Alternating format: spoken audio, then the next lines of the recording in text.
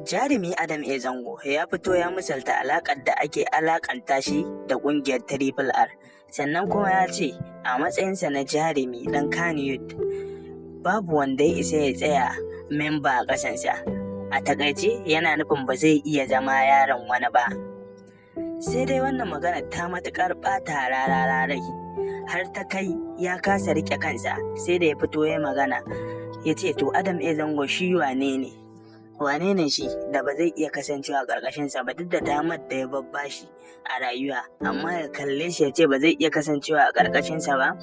Shi ma Adam A. Zango bai yi wata ba wajen fitowa social media ya magana tun kan su haɗu da Rarara idansa yake a buɗe, don haka ba wai shi ya koya mai wayo ba, don haka ba sai ya nuna mai wata hanya daidaitiya da ya kamata ya bi ba. Shi da hanyar da ya kamata ya bi ya san da ita, kuma sannan zai bi.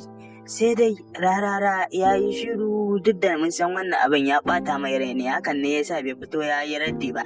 Sai dai mutane kawai 'yan comment da masoyansu da suka fito suna ta shiwa Adam A. Zango albarka, suna cewa ko babu komai bai kasance ɗaya daga cikin mutanen da za su sa a zalunce su ba, tunda malamai da kuma 'yan fim suna ɗaya daga cikin waɗanda su sa siyasan mutum ta karɓu a zaɓe shi ko da ko ba a yi niyya ba.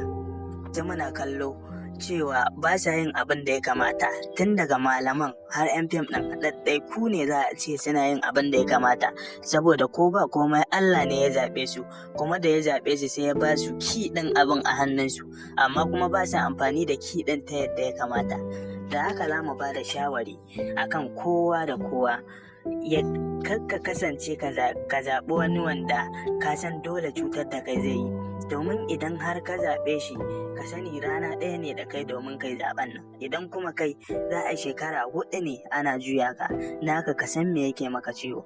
Shawarin kuma da mu bayar zuwa ga celebrities na arewa, kai hamma da malaman arewa, ya kamata su ringa fitowa suna faɗa a duniya abin da yake kamata. Shawarar kuma da zamu bayar zuwa ga 'yan social media, mutum ya daina rena followers ɗinsa wajen fitowa ya faɗa a duniya hakikanin abin da ya kamata ya faɗa, amma mutum sai ya makale a comment section ba abin da yake, sai dai ya ringa maganganun da bai kamata ba a comment section, duk da baya tunanin cewa a comment ɗin nan mutane za su kalla.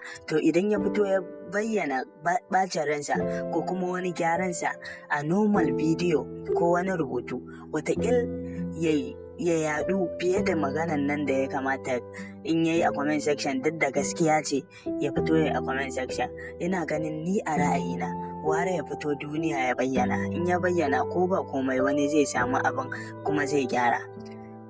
Alhamdulillah Allah, Adam A. Zango ya ce ba zai tsaya wani gardi ya mulke sa a cikin wata kungiya ba. Allah dole in yi sujjada. Allah na gode maka.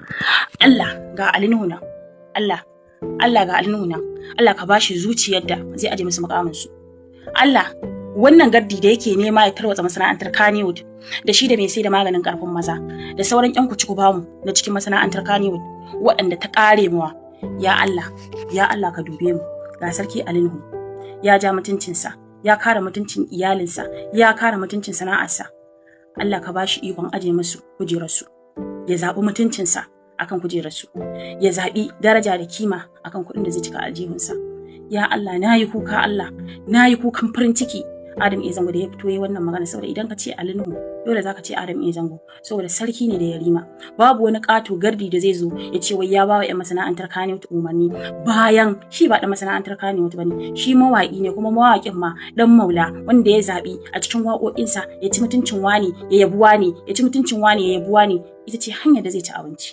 Amma duk wanda ya san ɗan fim na gaske, wanda ya rike sana'ar fim da daraja da kima, wahala ake sha, ake acting. Iya wannan kafe kyamarar da nake bidiyo, iya wannan aka ce wani ba zai iya ba, ballantana a ce kai acting. Kowa san dan fim na gari wahala yake sha. Ya Allah gani gare ka Allah ina roƙonka da alfarmar sunayenka tsarkaka 100 ka sa Alinuhu ya fito yayi maganar da za ta girgiza Najeriya akan gwamnatin Bola Tinubu. Ya Allah ka sa wannan bawa naka ya samu karfin zuciya. Alinuhu kakka ba mu kunya. Alinuhu ka ba mu kunya. Alinuhu idan ka fito ka zaɓi Bola Tinubu akan mutuncin ka da darajar ka da Alinuhu zuciya ta iya bugawa. Zuciya zan iya barin Najeriya. Alinuhu dan Allah dan Annabi kar ka ba mu kunya.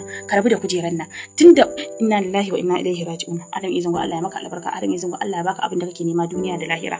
Duk waɗanda suke tunanin cewa gwamnatin nan ta APC abin da take daidai ne, ya ubangiji Allah kwatanta haka akan su. Duk abin da ake yi wa ƴan uwanmu ake kashe su suke shiga wani mugun hali, ya Allah ka kwatanta haka akan mutum sai ya tabbatar da cewa ana yi ko ba a yi. Allah na gode maka, na ji daɗi, na yi farin ciki da na ji Adam Izango ya faɗi wannan kalmar. Wallahi ba karamin daɗi. Kai Adam Izango na baka Kano gaba ɗayanta. Gaba ɗaya. Ku danna mana subscribe, kana ku danna alamar ƙararrawar sanarwa domin sani ta zarar mun ɗora. Sannan ku rubuta mana ra'ayinku a comment section, ku haɗa da yi mana share. Mun gode.